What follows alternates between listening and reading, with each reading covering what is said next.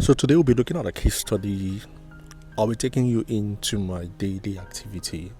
Okay, so we have a case I want us to solve. So come with me, be in my classroom today. So 2021, a fast-growing fintech company sets up to launch its new payment platform across three continents: Europe, Africa, and North America. They had the funding, they had the talent, and the market demand. Yet 6 months into the rollout, everything was unraveling. Deadlines kept slipping, stakeholders meeting turned into tense blame sessions, Slack channels were full of unanswered questions. They weren't short of skill, they were short of clarity, trust, and cadence. So, what was the challenge? If you notice, I said there were 4 continents, 4 different time zones, which meant scattered communication. So the first thing to spot here is that communication was likely going to be a problem if it hasn't started. Decent working culture, clash of pace and priorities. So let's not forget that remote work is the best thing that's ever happened in this digital age. But for remote work to work effectively, there has to be alignment with time zones and what works for everyone. 3 distinct working culture clashed on pace and priorities. Culture is what you do when everything in the book had been said. So this is my simple definition for culture. Culture is that thing everybody does. Know what is written in the book. Sometimes people tell you our culture is the best, but when you know that culture, observe what everybody does. Observe, that's what culture is. And you would notice this when different teams come together. So, challenge: no shared delivery framework, which likely would always lead to duplicated work and mixed dependencies.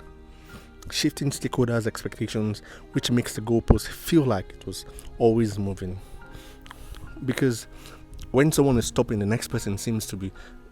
The worst case scenario for scenarios like this is that you have smart people and one person wakes up, they all wake up at their own pace and want to outdo the next person. Unless there's alignment, this team would fail. So how do we solve problems like this? Simple: unlock delivery bottleneck.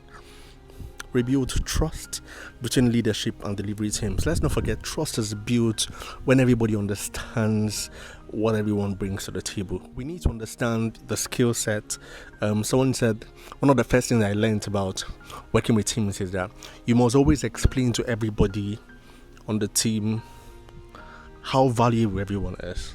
Meaning, if I have a new team member that maybe is in North America and my team is in Africa or in Europe, I should be able to do a citation of who that person is. So for instance, I have Felix on my team. Felix has done XYZ in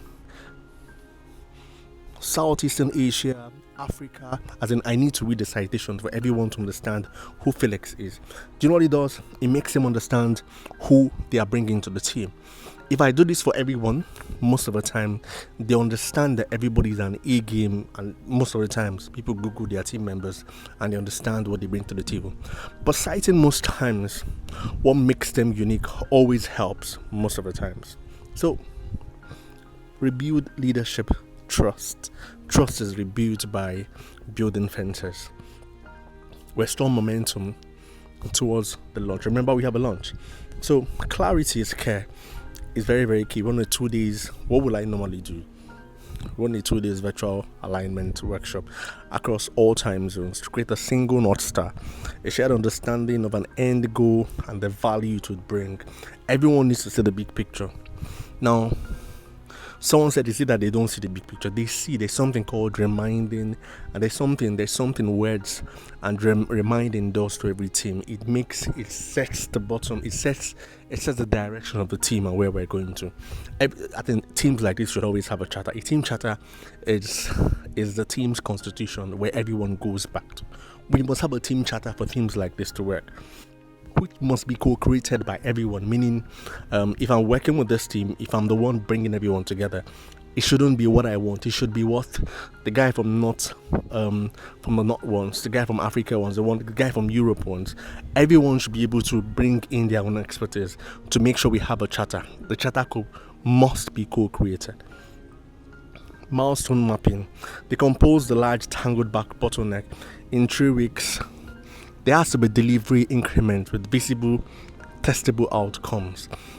The mapping should be done by all of us, and there has to be it must be co-created.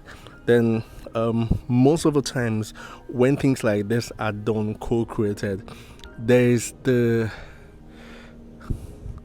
you set the tone for the team, because at this point in time everybody wants to have a new win most of the times. So most of the times you get your result with this, and this is just a peep into how to solve big team problems.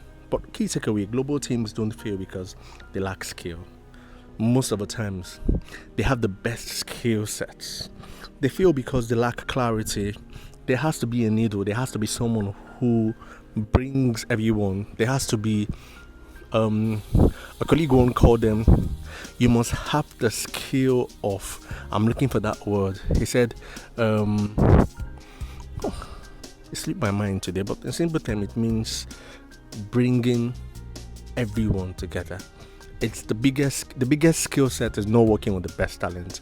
The biggest skill set is your ability to bring together best teams and win without ego.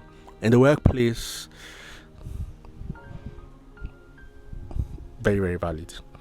Okay, so if your team is stuck, misaligned, or losing momentum, one focused intervention could reset everything. Book a one-on-one session. Let's map out how to unlock your team's next breakthrough. So today was different, right?